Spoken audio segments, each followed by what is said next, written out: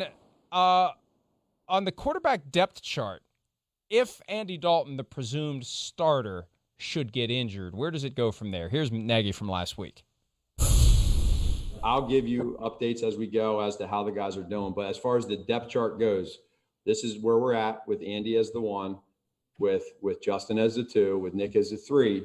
But all 3 of those guys know that you need to produce, you need to play well, you need to compete, you need to be the best quarterback you can be. And then it's going to be really pretty easy for us to be able to see who that is and how that goes. And then there'll be a process and a plan. We're going to stick to that. It's not going to change tomorrow. That plan's not going to change tomorrow. The plan is not going to change in training camp. The plan is a plan, and it's been thought out. And so as we go, I'm just taking some time on this question because I think, this could go every day. And I just want you to know that's kind of, as we go here, where I'm at, And so depth chart wise. Yep. But to go back to your original question, Hub, if that was the case, yes, then Justin would be our starter.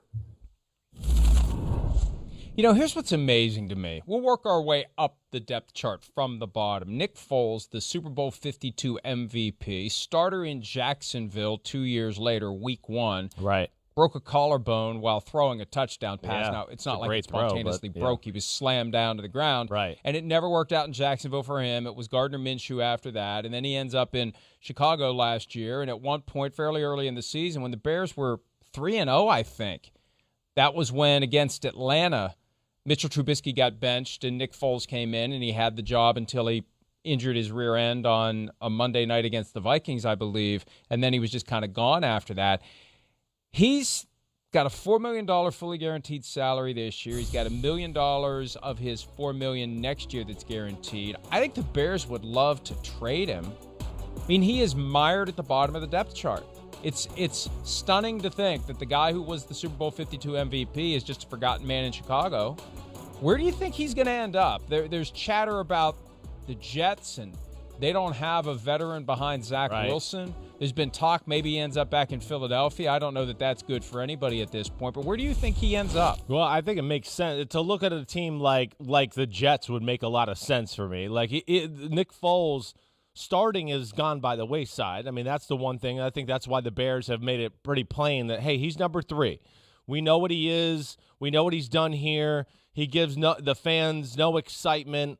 I don't think there's any chatter about him in the locker room like, oh, Nick Foles, so he doesn't bring any juice to the football team. He kind of is what he is at this point, which is a really awesome backup quarterback. But I think I think it is that type of scenario with Nick Foles where, yeah, maybe a younger quarterback or, again, a team that might be in the Super Bowl window and feel like, hey, again, we don't want to lose a quarterback and then have a backup that's not worthy and we just totally fall apart.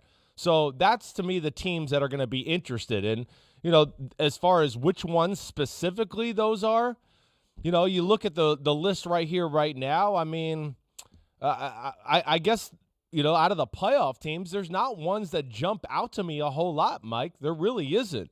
The Tennessee Titans, maybe that'd be a conversation you'd think of. That'd be the type of scenario, again, that I'm talking about.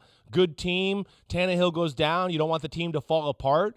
But something along that line, and Mike, I'm with you. I would think that they're hoping that maybe there's an injury or something that goes down in training camp to where they could be the backup. Pete's saying Bucks, but I think they're all about Stop at the Bucks. Yeah. The only good thing about Nick Foles playing for the Buccaneers would be that maybe Tom Brady would finally shake his hand.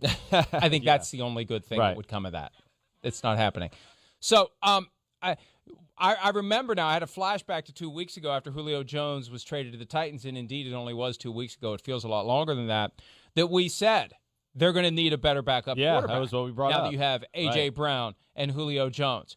If Ryan Tannehill gets injured, and he has a history of being injured, and I'm not trying directly or indirectly to put the jinx on Ryan Tannehill by pointing out the obvious that quarterbacks sometimes get injured, you need to have a better number 2, and maybe that's a spot for Nick Foles if they can make it work from a salary cap standpoint. And it may be that the Bears have to eat some of the salary to facilitate the trade.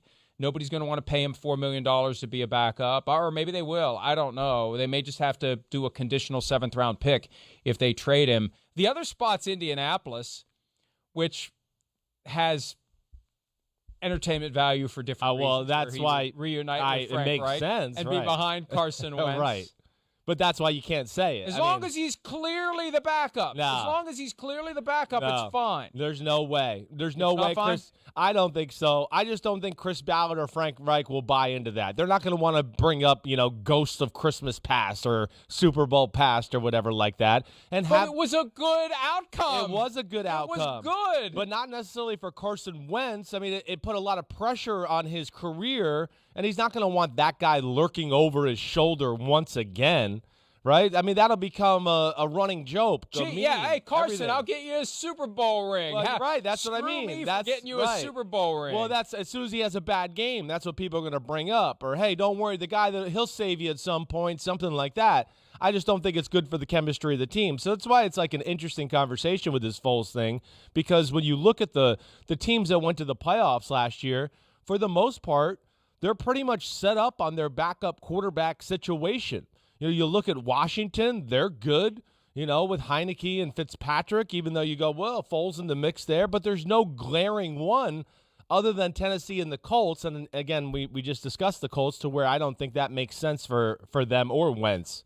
So after that, the Colts really like they really let me say this about the Colts. They really like where Jacob Eason that would be another thing right now. Right. How he's developing. So you want him to develop into your backup. You don't wedge Nick Foles exactly in front of him. Also on the roster, they have Jalen Morton and Sam Ehlinger. And if memory serves, and there's a chance it doesn't, I think Sam Ehlinger is a smart kid who he played at Texas. Yeah, and smart kid. He wanted to emulate you. Yeah, right. Which causes me to question his judgment seriously and make me wonder whether he's going to be on the 53-man roster or even on the practice squad, however big or small it may be. But wasn't that him? Chris Simms. It was. I'm Chris Simms. That was. Yes, it was. It was him. It was cool. Definitely one of those things they show every now and then when they're playing Oklahoma. But yeah, Ehlinger there. I don't know if he'll make the 53-man roster. He's a really good football player. He's an athlete. We'll see. But I think, your point about Jacob Eason is another real thing. If there's hopes for this guy and he is developing and they see talent, again, they have to decide on, how ready he is. But either way, Nick Foles is not the answer, no matter what. I don't think you can play that card. So, after that, it goes into the maybe like we're talking about. The young guys, do any of them need a backup, some veteran leadership? The Tennessee Titans, like we talked about, they're the ones that jump out to me. A lot of these teams, you really look at them, you go, oh, their quarterback room's pretty set up and in a pretty good spot. One team that I will throw out there, maybe I'm wrong off the top of my brain here because I wasn't expecting to go down here, the Dallas Cowboys got nothing, right? I mean, they got nothing behind. We know who they got, some of the guys that played last year. But, again, they're a team, man, if they were in the thick of things and everything like that, I'd be scared to go into the year with that backup quarterback situation. Maybe they'd be a team that would look at Nick Foles at some point. Yeah, they specifically targeted Andy Dalton last year to have a veteran presence behind Dak Prescott, and they needed it. Yeah. So that's a possibility as well. Hi, I'm Mike Tirico, and thanks for watching. Make sure to hit subscribe for the latest news and highlights from NBC Sports.